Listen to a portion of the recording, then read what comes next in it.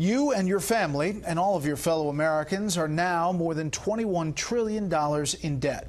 The U.S. passed that threshold last week, as we reported. Deirdre Bolton of the Fox Business Network tells us what all this means.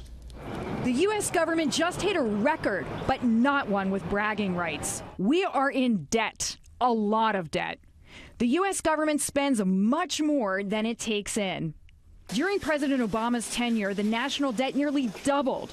Democrats and Republicans agreed to government bailouts of numerous industries after the 2008 financial crisis. This past year, there were a dozen large-scale storms. Combined, the cost of responding and rebuilding was about $200 billion.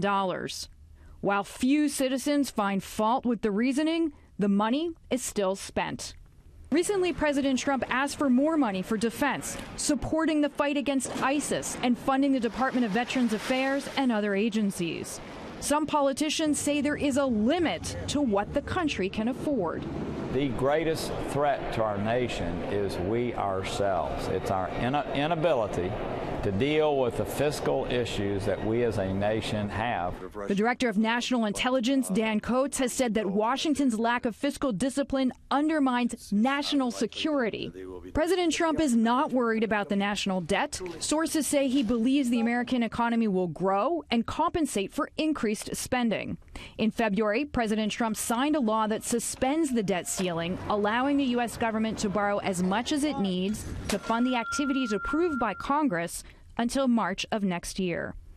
Some economists say that the U.S. can increase its debt indefinitely, but then we would be in uncharted territory. Brett, back to you. Deirdre, thank you.